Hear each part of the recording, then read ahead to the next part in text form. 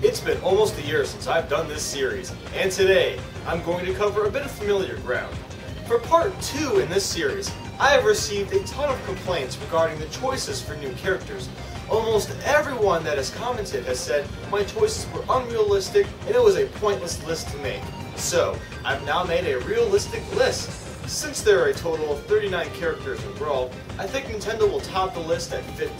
Here is my 11 choices.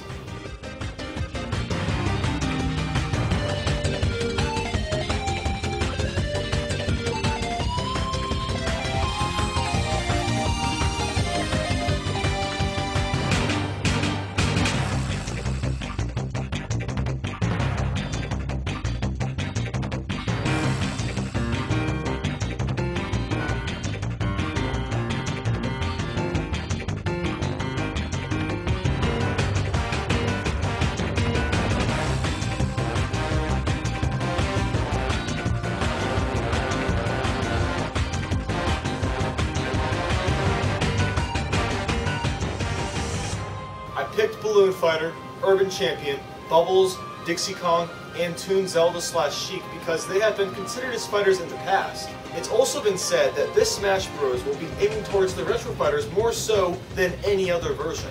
I picked Super Meat Boy because he has been requested to be put in the game too. And if they put Solid Snake in Brawl, there is a chance that they'll put Meat Boy in there too. Since Namco is working with Nintendo to make Smash Bros., there is always a chance that they will include one of their own characters, and my best guess is that it would be Pac-Man. Sakurai has made mention of putting a Capcom character in the game before, and their most popular character is of course Mega Man. I chose Ridley and King K. Rool because those are the two most heavily requested characters based off of the fans. And while I think both of these fighters are better off as bosses, they could both be actual fighters as well. And finally, I picked Waluigi for completion. They have Mario, Luigi, Wario. They might as well make Waluigi playable too. Now, I would like to quickly go through some comments that I have received on previous parts. For part 1, which was based on improving the current characters, I had 2 major complaints.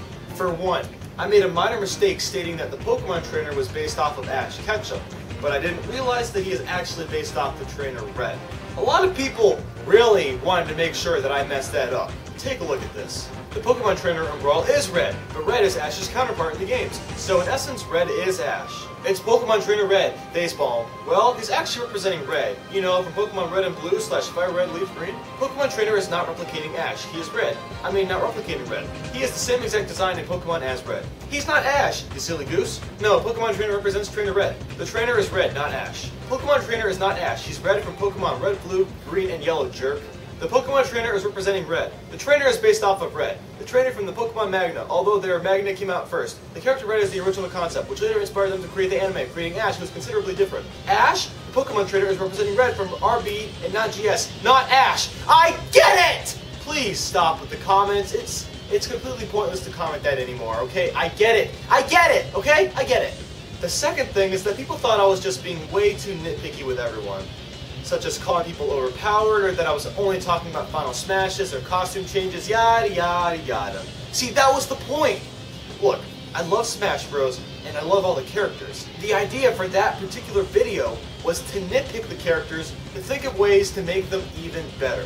Here is my most immature comment. So you basically want every character to be overpowered. Clicks back arrow. Well, I had never received a comment quite like this, so I watched the video over and I counted all the times that I said a character was overpowered. I said it, I believe, 2 or 3 times out of all 39 characters. Next time, Goody Gaming, please watch through the whole video before making a comment. Now, normally I don't care about comments, but some of these comments are really just driving me absolutely insane. However, this was a very smart comment. Take a look at this. I didn't enjoy this from a competitive Smash Points point of view, but even for simplicity and enjoyment, you seem pretty specific and nitpicky on things that have generally no bearing on how the game is played, aside from how you choose to play it. With a pretty decent knowledge base of the game, this comes across as narrow-minded conjecture, and I'm not trying to discredit the video itself, but just point out that it lacks deeper knowledge of the original games and makes it harder to follow your logic. And I watched the video over again. You know, honestly, he was spot on. Very intellectual fellow. Alright, so let's stop talking about that.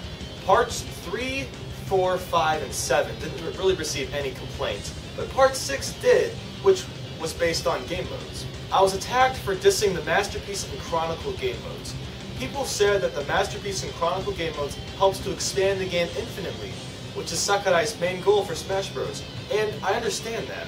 However, giving us demos of games and showing us a simple list of games from the past seems kind of like a last-minute idea. For the Chronicle mode, if they could have at least added a small description and a picture from the list of games, that would have been awesome and worthwhile. I would have loved just clicking through each of the games, seeing what they are about in a little description, seeing a picture of them. I still think that they should take out the Masterpiece altogether, and I have an idea on replacing that. I will talk about that for Part 9, Improving Classic Mode. I will see y'all then!